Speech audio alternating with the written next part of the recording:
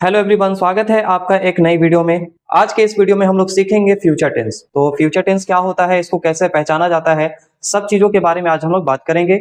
और इससे पहले मैंने आपको पढ़ाया था प्रेजेंट टेंस और पास्ट टेंस। अगर आपने वो दोनों क्लासेस मिस कर दी हैं तो कोई दिक्कत नहीं है, आपको नीचे डिस्क्रिप्शन में वो लिंक दिया हुआ है, आप उस वीडियो को जाकर के देख सकते हैं। तो चलिए बिना टाइम को वेस्ट किए हम लोग इस क्लास को स्टार्ट करते हैं। सबसे पहले हम लोग पढ़ेंगे सिंपल फ्यूचर टेंस। तो चलिए पहले जानते हैं कि सिंपल फ्यूचर टेंस आखिर होता क्या है। तो ये बहुत ही सिंपल सा टेंस है। दरअसल इस टेंस में हमें बताया जाता है कि कोई काम फ्यूचर में बाद में होगा। इस टेंस का बस एक ही काम है, इसमें बताना होता है कि कोई काम फ्यूचर में होगा। और ये इसकी पहचान ये है कि इसमें गा गी गे लास्ट में आता है। जैसे वह पढ़ेगा, वह खाएगा, मैं खेलूंगा, मैं पढ़ूंगा, इस हिसाब से ये सेंटेंस बनता है। और इसका रूल है, पहले सब्जेक्ट लिखा जाता है, फिर विल या फिर शॉल इस्तेमाल किया जाता है। अगर आप चाहें तो सब्जेक्ट के साथ ओनली विल का भी इस्तेमाल कर सकते हैं, चाहे कोई भी सब्जेक्ट है। इसके बाद V1 के साथ ऑब्जेक्ट लग जाता है, इसमें ओनली V1 इस्तेमाल होता है, वर्ब की फर्स्ट फॉर्म यानी बेस फॉर्म इस्तेमाल होगा। और एक चीज आपको नोट करना है कि अब शॉल का इस्तेमाल थोड़ा सा कम हो गया है, अब हर जगह कॉमन है विल का इस्तेमाल, यानी हम लोग आमतौर पे विल का इस्तेमाल करते हैं। तो चलिए अब एग्जाम्पल के तौर पे देख लेते हैं कि इसको कैसे बनाया जाता है। रूल के अकॉर्डिंग सबसे पहले आपको सब्जेक्ट रखना है, जैसे यहाँ पे ही के बाद आया विल के बाद आया एक वर्ब जो कि इसका बेस फॉर्म है, वर्ब का फर्स्ट फॉर्म है। इसके बाद आएगा कोई ऑब्जेक्ट, यानी क्रिकेट टुमारो। तो सेंटेंस बन गया, he will play cricket tomorrow, वह कल क्रिकेट खेलेगा। फिर आइए देखते हैं, we shall overcome this problem. सबसे पहले सब्जेक्ट, फिर आएगा शॉल। आप चाहे तो शॉल का इस्तेमाल भी कर सकते हो या फिर विल भी लगा सकते हो, इसमें कोई दिक्कत नहीं है।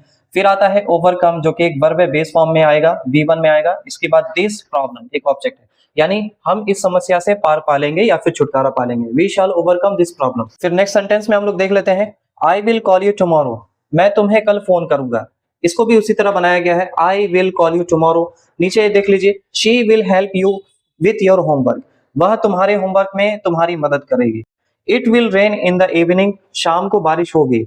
इन सब सेंटेंस के जरिए हमें यह पता चला है कि कोई काम फ्यूचर में होगा, यानी कोई काम भविष्य में जाके होगा। चलिए अब हम लोग पढ़ेंगे फ्यूचर कंटिन्यूअस टेंस कि ये टेंस क्या होता है। ये भी टेंस बहुत ही ज्यादा सिंपल है, बस इसमें ये फर्क है कि फ्यूचर में बताता है कि कोई काम चल रहा होगा, यानी भविष्य में कोई काम प्रोग्रेस में होगा, चल रहा होगा। ठीक है, इसकी पहचान ये होगी कि लास्ट में रहा होगा, रही होगी, रहे होंगे, यानी एक तरह का प्लानिंग होती है कि हाँ वो काम हो रहा होगा इन फ्यूचर में। ठीक है, इसका रूल ये है कि पहले सब्जेक्ट लगाना है, उसके बाद विल लगाना है या फिर शैल लगाना है, फिर बी एनी हाउ आपको लगाना पड़ेगा, विल बी शैल बी, इस तरह से हो जाएगा। फिर V1 के साथ आईएनजी यानी वर्ब का फर्स्ट फॉर्म के साथ आईएनजी लग जाना है, और उसके बाद ये ऑब्जेक्ट आ जाएगा। ठीक है, तो देखिए कैसे सेंटेंस को बनाया जाता है, इसमें गौर कीजिए। At this time tomorrow I will be travelling, कल इस समय मैं सफर कर रहा हूंगा। आई एक सब्जेक्ट है, विल के साथ बी और ट्रैवलिंग आईएनजी लग गया, ट्रैवल की first form ING travelling, I will be travelling, कल इस समय मैं सफर कर रहा होऊंगा। नेक्स्ट सेंटेंस में देख लीजिए, शी विल बी स्लीपिंग, वह सो रही होगी, है ना। She will be waiting for you at the bus stop, वह बस स्टॉप पर तुम्हारा इंतजार कर रही होगी। They will be playing football in the evening, वे शाम को फुटबॉल खेल रहे होंगे। इन सभी सेंटेंसेस में बिल्कुल एक कॉमन रूल है कि सब्जेक्ट के बाद विल आया है, विल के बाद बी आया है, बी के बाद ऐसी वर्ब आई है जिसके साथ आईएनजी जुड़ा हुआ है, इसके बाद कोई ऑब्जेक्ट को ऐड करके सेंटेंस को बना दिया गया है। ठीक है, आई होप आपको यहाँ तक तो कोई दिक्कत नहीं होगी। चलिए बढ़ते हैं एक और टेंस की तरफ, और उस टेंस का नाम है फ्यूचर परफेक्ट टेंस।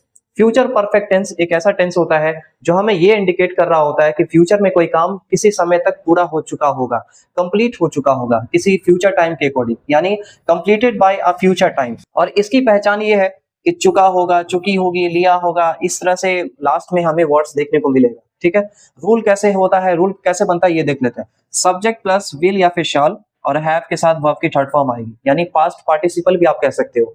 वर्ब की थर्ड फॉर्म मतलब पास्ट पार्टिसिपल, उसके बाद फिर ऑब्जेक्ट लगना है। तो देखिए सेंटेंस कैसे बनेगा वो देख लेते हैं। दे विल हैव लेफ्ट, वे जा चुके होंगे, यानी फ्यूचर में वो काम हो चुका होगा, यानी वे जा चुके होंगे। तो दे एक सब्जेक्ट हो गया और इसके साथ विल लगा, फिर हैव लगा, फिर लेफ्ट हो गया। लीव का थर्ड फॉर्म है लेफ्ट, लीव का थर्ड फॉर्म लेफ्ट, वे जा चुके होंगे। चलिए कोई दिक्कत नहीं है, इतना आगे बढ़ते हैं। ही will have finished his work by 5 PM, यानी इसमें एक टाइम दे दिया गया कि हाँ ये उस टाइम तक ये काम हो चुका होगा, टाइम भी दे दिया गया। He will have finished his work by 5 PM, ही के साथ विल लगा, विल के साथ हैव के साथ वर्ब की थर्ड फॉर्म, यानी फिनिश का थर्ड फॉर्म क्या है, finished his work by 5 PM, वह 5 बजे तक अपना काम खत्म कर चुका होगा। चलिए एक और एग्जांपल देख लेते हैं। बाय नेक्स्ट ईयर, अगले साल तक, बाय नेक्स्ट ईयर अगले साल तक, she will have graduated from college, वह कॉलेज से ग्रेजुएट हो चुकी होगी। इसमें भी ये टाइम के अकॉर्डिंग किसी वर्क को कंप्लीट होना इंडिकेट किया जा रहा है। She will have graduated from college. They will have reached home by now, वे अब तक घर पहुंच चुके होंगे। ठीक है, दे एक सब्जेक्ट है, सब्जेक्ट के साथ विल, उसके बाद हैव के बाद ये वर्ब की थर्ड फॉर्म और उसके बाद कोई ऑब्जेक्ट। वे अब तक घर पहुंच चुके होंगे। चलिए इतना तक तो आपको समझ में आ गया होगा। अब एक और टेंस की तरफ हम लोग बढ़ते हैं। अब उसका नाम है फ्यूचर परफेक्ट कंटीन्यूअस टेंस, यानी ये टेंस किसी समय तक, कुछ समय से चल रहा होगा, यानी इंडिकेट करता है कि कोई काम किसी समय से और कुछ समय तक चल रहा होगा, यानी वो भी हो रहा होगा इन फ्यूचर। ठीक है, और ये टेंस तो बहुत कम इस्तेमाल होता है, लेकिन इसका मतलब ये नहीं कि आप इसको नहीं पढ़ोगे, नहीं समझोगे। ये भी बहुत इंपॉर्टेंट है, कभी कभी हमें इसकी जरूरत पड़ी जाती है। और इसका जो है पहचान है से के साथ रहा होगा, रही होगी, रहे होंगे, इस हिसाब से लास्ट में हमें वर्ड्स देखने को मिलता है। अब रूल के ऊपर ध्यान देते हैं। सब्जेक्ट प्लस विल या फिर शैल, उसके बाद हैव के बाद बीन और उसके बाद वर्ब के first form plus ING plus object, और ये सिंस फॉर यानी टाइम को इंडिकेशन करने के लिए टाइम भी दे देना है और सिंस या फिर फॉर इस्तेमाल करना है। यस, ये थोड़ा रूल आपको लॉन्ग लगेगा और ज्यादा हार्ड लग रहा होगा, लेकिन इसमें कोई दिक्कत नहीं है।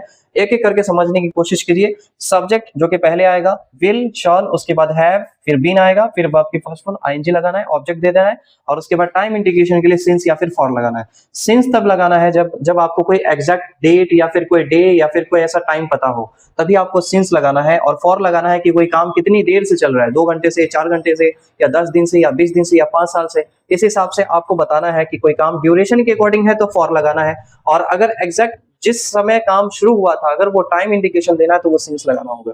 अब वो कैसे बनेगा वो यहाँ पे आपको समझ में आ जाएगा। आप देखिए सेंटेंस कैसे बना हुआ है। बाय 2030, बाय 2030 यानी 2030 तक, she will have been living here for 10 years, वह यहाँ 10 साल से रह रही होगी। यानी 2030 आने वाले समय में, 2030 में उसे रहते हुए यहाँ 10 साल हो चुके होंगे, यानी she will have been living here for 10 years, वह यहाँ 10 साल से रह रही होगी। यानी एक अनुमान लगाया जा रहा है और ये फ्यूचर में हो रहा होगा, ये भी इंडिकेशन दे रहा है, लेकिन टाइम इसमें ऐड कर दिया गया।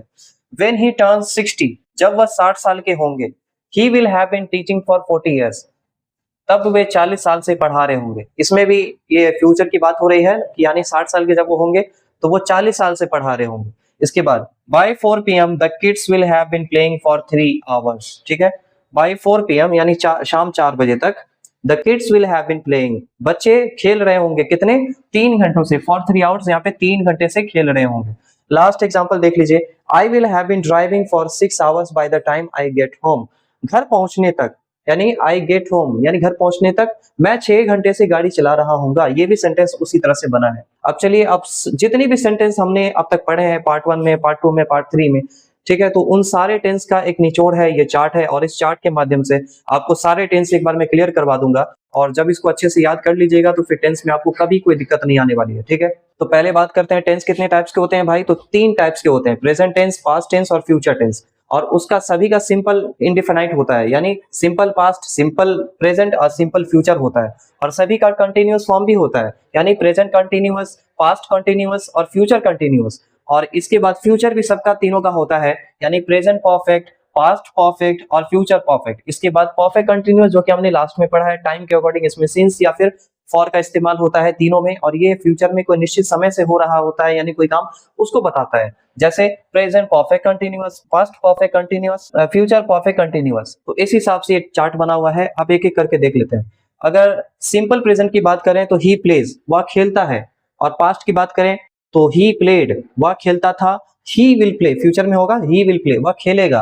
और कंटिन्यूअस की अगर बात करें प्रेजेंट में तो ही इज प्लेइंग, वह खेल रहा है। और पास्ट की अगर बात हो जाएगी अगर, तो ही वाज प्लेइंग, वह खेल रहा था। ठीक है, और आईएनजी अगर लग जाएगा इसमें कंटिन्यूअस में यानी फ्यूचर में, तो ही विल बी प्लेइंग, वह खेल रहा होगा। और अब ये परफेक्ट आ जाता है, यानी प्रेजेंट परफेक्ट। तो प्रेजेंट परफेक्ट में क्या होगा, ही हैज प्लेड, जो कि अभी अभी उसने काम पूरा किया, जैसे वह खेल चुका है, ही हैज प्लेड, वह खेल चुका है। ही हैड प्लेड, वह खेल चुका था। ही विल हैव प्लेड, वह खेल चुका होगा। इसी हिसाब से बनता हुआ चला जाता है। ठीक है, और ये लास्ट है प्रेजेंट, सॉरी परफेक्ट कंटिन्यूअस। तो इसमें क्या है, बस टाइम ऐड कर दिया जाता है। सब में सिंस फॉर लगता है, तो ये टाइम के अकॉर्डिंग बता दिया जाता है। He has been playing for 2 hours, वह 2 घंटे से खेल रहा है। He had been playing for 2 hours, वह 2 घंटे से खेल रहा था। He will have been playing for 2 hours, वह 2 घंटे से खेल रहा होगा। तो इस हिसाब से ये टेंस को बनाया जाता है, समझा जाता है। और अगर आपको ये वीडियो पसंद आया तो इस वीडियो को लाइक कीजिए, और अगर आप हमारे चैनल पर नए हैं तो चैनल को जरूर सब्सक्राइब कीजिए और इस वीडियो को अपने दोस्तों में जरूर शेयर कीजिए। तो फिर मिलेंगे एक और वीडियो में, तब तक के लिए आप लोग अपना ख्याल रखिए।